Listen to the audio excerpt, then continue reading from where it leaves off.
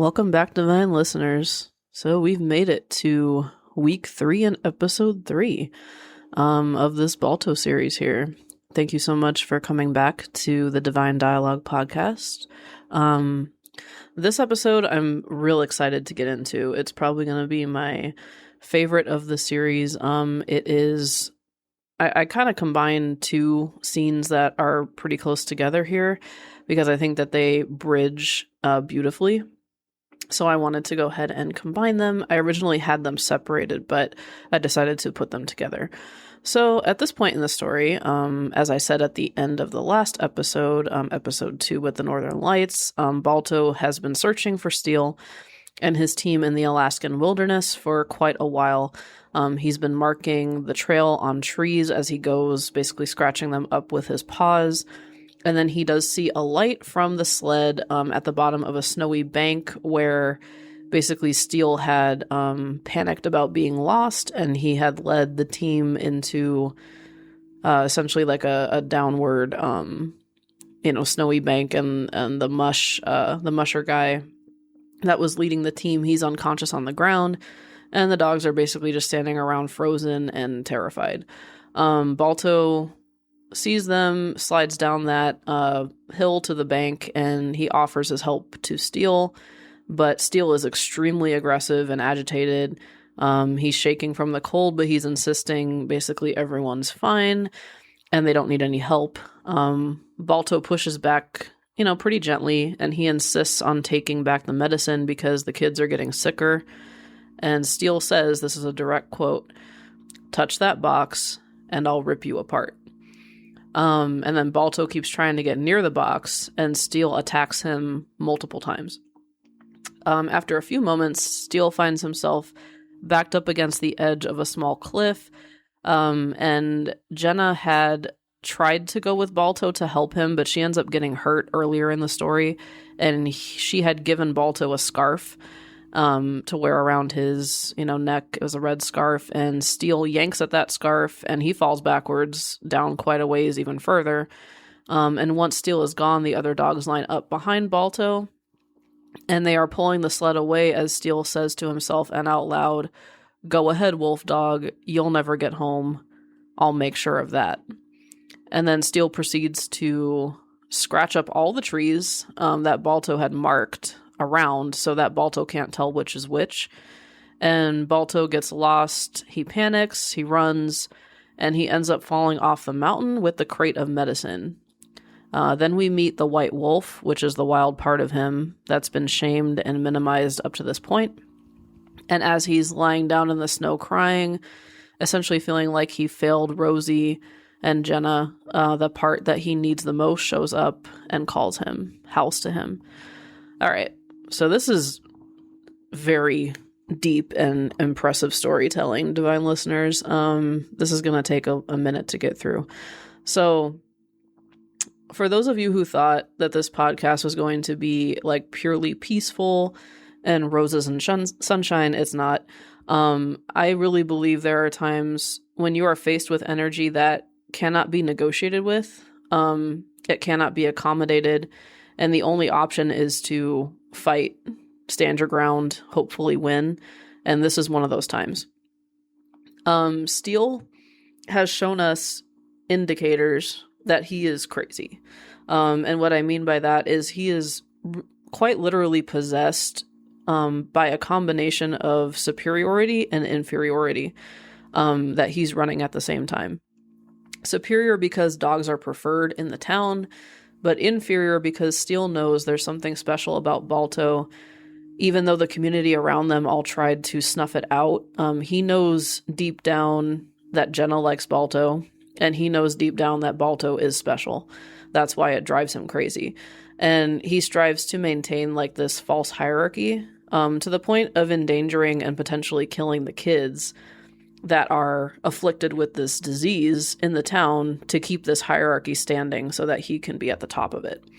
And I feel like Balto should have been more aware of how crazy Steele really was and dealt with him rather than trying to reach the box and getting knocked down multiple times. Balto really underestimated Steele. And he honestly probably couldn't fathom how crazy he really was.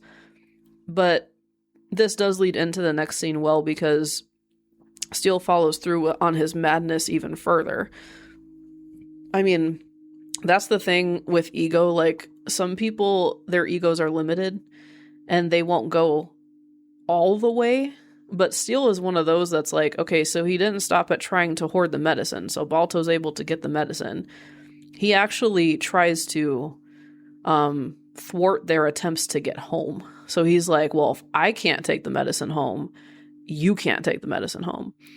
And it's also interesting because fear takes over Balto kind of much the same way it took over Steele when he ended up falling down the bank. Like, he gets scared because he approaches the, crossroads of where he had marked the trees. And you could say it's kind of dog energy. And then, by the way, I love dogs, nothing against dogs at all. But for the purposes of this movie, fear overtakes him in the same kind of way.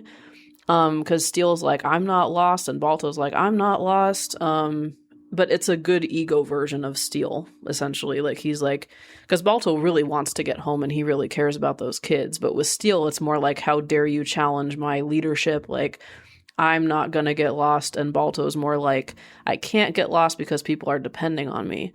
But it's still a fear energy. And this causes Balto to bolt dangerously ahead, and he ends up going down the mountain with the crate of medicine. He's able to grab it with his teeth, but the basically the edge of the cliff gives way and he falls.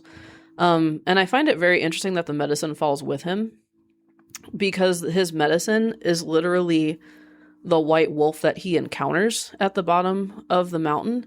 So he has a physical box of medicine with him when he receives his spiritual medicine, which I always thought was really cool. So does my cat. And the white wolf does basically what our higher selves do all the time. Like, it speaks, but it doesn't force anything. The white wolf howls, and then Balto turns his head away. And the white wolf doesn't try to force integration. It walks away but doesn't abandon. It just gives Balto the space to realize, hey, I'm here with you. I'm at the bottom of the mountain. You are at your lowest point, and I'm here. Like, it's going to be okay. And also, like, right before this, Jenna had set up the Northern Lights. And so we basically see all these pieces falling into place. Excuse me, I'm going to briefly remove my cat here. All right. So at some point, maybe she can be a co-host, but not right now. So essentially, Balto, Jenna is trying to call him home with his Northern Lights as well. She's positioned them for him. And then Balto meets his white wolf, but turns away. And the wolf walks just a little bit away from him. And then we didn't cover this part of the story, but essentially earlier, Boris had said to him when he was going to go off alone to find Steele and his team, because Jenna ends up getting hurt, so they take her home. But Boris says to him, let me tell you something, Balto. A dog cannot make this journey alone, but maybe a wolf can. And he hears that come back to him. And that's something that is so true. When we're at our lowest, I've had this happen where something profound will come into, like, your energy space, and you'll be like, oh yeah, that, and it resonates. It, like, gives you chills. It just, like, settles in you. But when he says that line, let me tell you something, a dog cannot make this journey alone, but maybe a wolf can. That's where both his dog part and wolf part join into wholeness, and he is finally who he is, without the shame, without the resistance. He just is Balto. And we hear the music swell, and Balto steps into the footprint of the white wolf, and he howls. So he's made peace with and accepted his inner wolf finally. And that integration and wholeness is what he needed to, keep making the journey. Which is exactly why a dog cannot make this journey alone. Like, right, we even know the wolf is described as the lone wolf, the wolf representing the wild self. And when you're untamed and unashamed and wild, but, free flowing, you can make a lot of journeys by yourself. that you wouldn't be able to make in your dog state. And it's the part of you that's really needed when things get very difficult. And after he integrates that, he's able to, again, beautiful symbolism, carry the medicine up the mountain. He's able to know which way to go to get home. He just knows because he's no longer trapped in the fear part of himself, which is the dog part. He has his wild instinct, which I also think is divine feminine energy, because he barked the trees like it was a very logistical masculine attempt, to guide himself home. But that can be corrupted because it's in the form world. But your intuition, your gut feeling, your knowing, if it's actually integrated and balanced and settled inside, can't be corrupted. So he's able to sense where to go. He just knows. And I think in terms of the film, essentially the dog part is the mind and the wolf part is the soul. And I don't know if you've ever heard this quote, and I don't know who said it, but there's a quote that says, "The mind is a beautiful servant, but a terrible leader." And that's why it cannot make the journey alone. It needs the soul to guide it. And once Balto remembers that and integrates that, he really can't be stopped. We even see him get creative later when they traverse through the icicles cave. Like, he's able to keep the medicine box from falling apart with wild instinct. Like, he uses an icicle that drops into the ice below them, and he basically uses it as a springboard to go and close the box. And I feel like if he was in his fear state, he probably wouldn't have even had that creative impulse to do that. It's the wild instinct, it's the wolf that makes it possible for him to lead the dogs home. Like, he's literally leading the sled team. Like, he's at the helm of the sled team, so he's the soul and the dogs are the mind, and he's leading them home. Like, he's got the medicine, so everyone's going to be okay.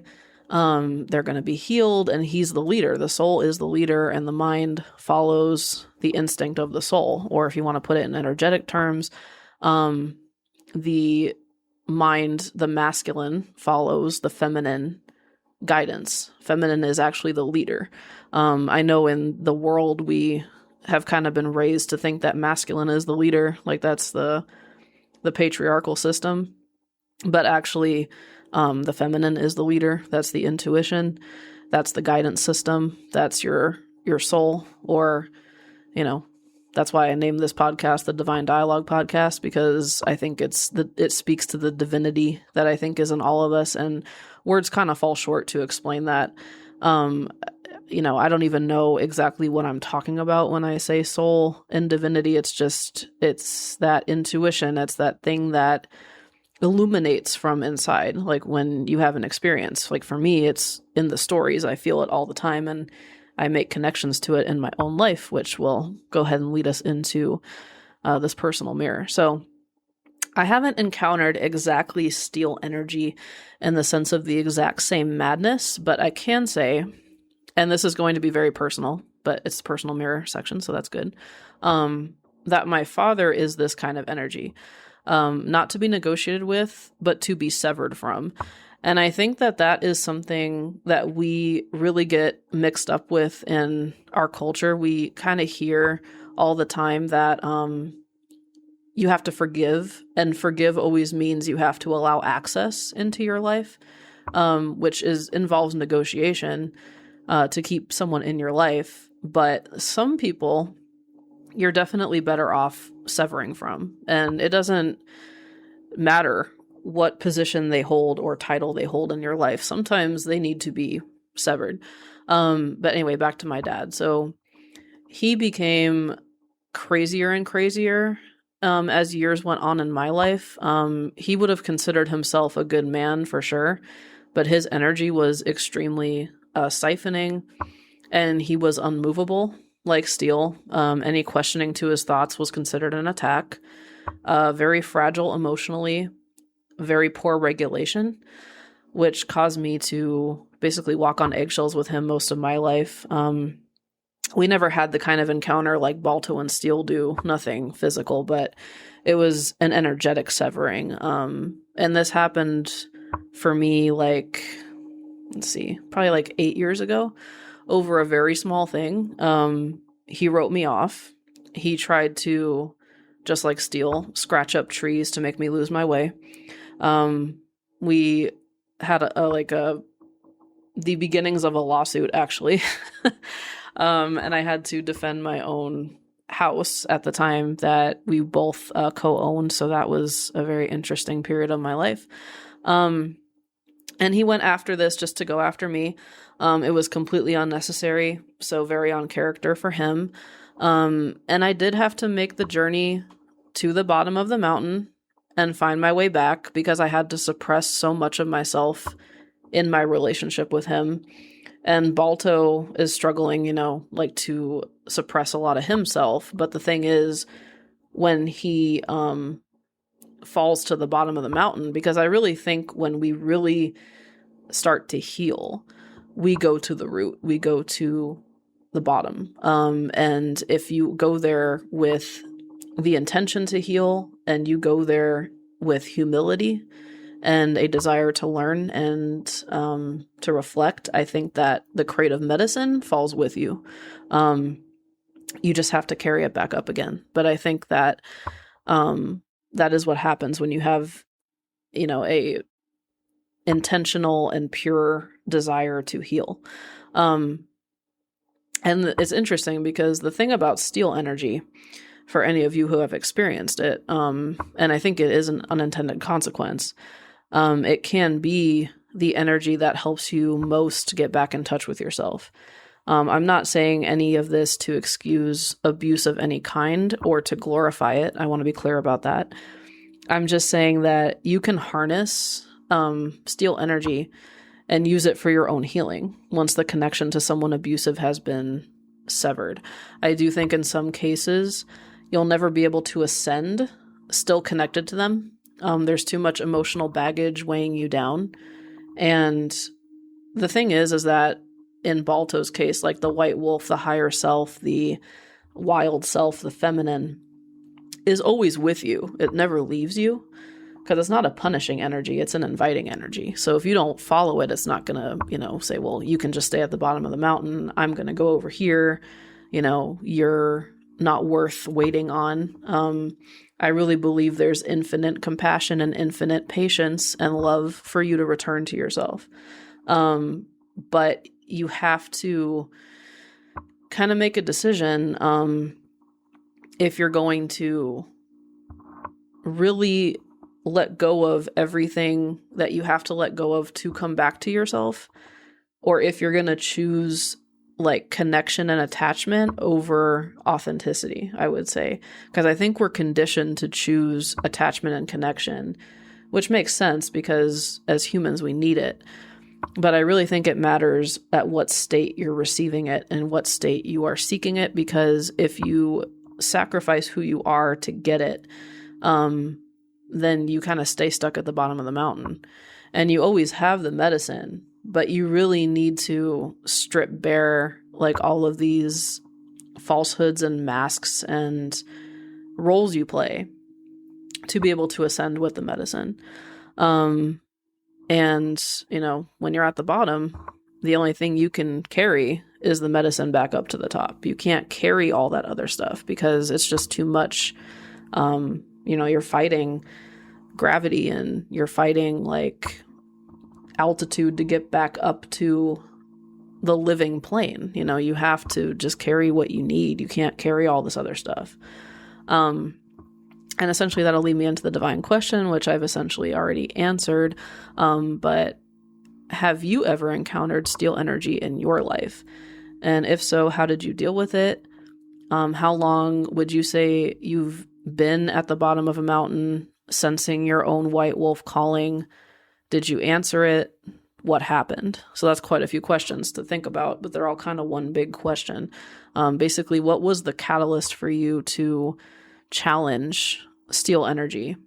And, how long did you stay at the bottom of the mountain? Because some of us stay at the bottom of the mountain our whole life.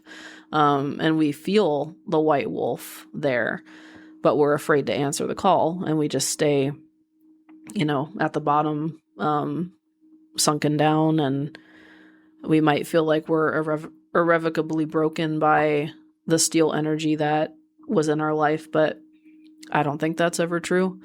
Like I said, I think the white wolf will wait for you infinitely. It's infinitely patient, infinitely loving, infinitely compassionate. I really do believe that. As long as there's a part of you that doesn't completely forget who you really are, it'll be there to meet you. So that is an extremely inspirational part of the movie. It's obviously, the climactic part of the movie. And that will lead us into the final episode of this series. I might play with this one a little bit more, but the idea that I have right now is kind of a full circle of the Northern Lights moment and essentially the way home. Like once he's climbed out of the mountain, which is like the depth of the pain, and he's healed, then he has to bring that healing back to the original place, essentially, that he was fractured. So that would be the town. And that's essentially what I'm going to get into in episode 4. It's going to be a little bit shorter than this one, but that will be where we finish off this series. So we're almost to the end. Like I said, it's a pretty short movie. And I left you at the part where they get through that icicle cave. And then shortly after that, they get home. And also by this point, we didn't really reconnect with Steele, but he manages to get back home to the town, and he's spinning this whole web of lies that, Balto didn't make it, and Balto was the one who wanted to take the medicine, and he basically made himself look like what Balto really was and made Balto look like him. And he's got Jenna's scarf because he ripped it off of Balto earlier. And he, shows it to Jenna and says, he wanted me to take care of you, and, but he didn't make it. And Jenna calls him out immediately. And she's like, you're lying. Because she sees right through it. I mean, she's way too connected with her feminine energy. She's way too intolerant of egoic energy to buy into that story. So essentially that's where we're at. When Balto leaves the cave, Steele's, got all these dogs believing all this crap. And then when Balto comes home, of course, he's exposed as the fraud that he is, which is a very justified ending for him. But we'll go ahead and get into that final episode next week. I really do hope that you've enjoyed this series so far. Can't believe we're already done with it almost, but I will be, like I said, going into Harry Potter after next week's final episode, episode 4 of Balto. And once again, if you have any suggestions, feedback, you'd like to talk about anything in further detail, please definitely don't be shy about sending me an email. It's in the show notes, my business email for this podcast. I welcome feedback and ideas, and I'd like to start a divine dialogue with my audience. So please don't be shy about, sending me something. I'd be happy to look at it and reconnect with you as soon as I can. So thank you, divine listeners, for tuning in to this week's episode. I will catch you on the next one. Until then, embrace your white wolf and start carrying that medicine up the mountain. I know you can do it. All right, until next time.